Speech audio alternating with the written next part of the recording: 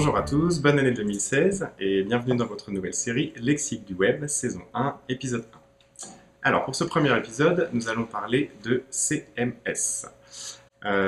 Sachant que CMS est un sigle anglais, on devrait plutôt prononcer CMS, mais vous savez, on est en France, le pays où on dit FBI mais CIA, on ne sait pas pourquoi. Donc on va rester sur CMS.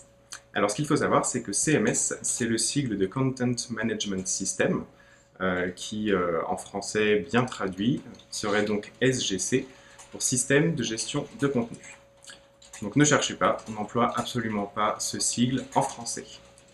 Les CMS, qu'est-ce que c'est? C'est en fait une catégorie de logiciels qui permettent principalement de créer, d'organiser et d'actualiser du contenu. Et le principal avantage d'un CMS, c'est qu'il permet donc à plusieurs utilisateurs avec des rôles et des droits différents de collaborer en même temps.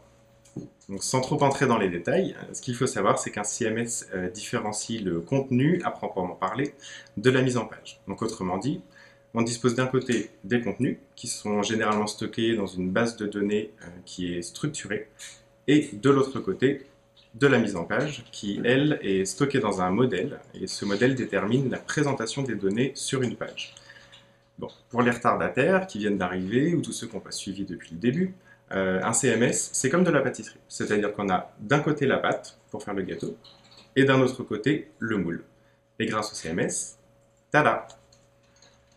Côté traduction maintenant, vous l'aurez compris, ce qui va nous intéresser, c'est donc de récupérer le contenu, qu'il s'agisse par exemple d'articles de blog, comme sous WordPress, ou de descriptions de produits, comme sous Magento ou PrestaShop, par exemple. Pour cela, ce que nous demandons à nos clients, c'est de procéder à un export de leur contenu à partir de l'accès administrateur de leur CMS, pour que nous, on puisse disposer des textes à traduire.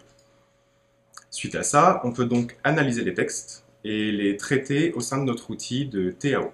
TAO qui veut dire traduction assistée par ordinateur. Voilà, c'est tout pour cette première explication. N'hésitez pas à nous contacter pour tous vos projets de traduction CMS. Merci et à bientôt pour un nouvel épisode.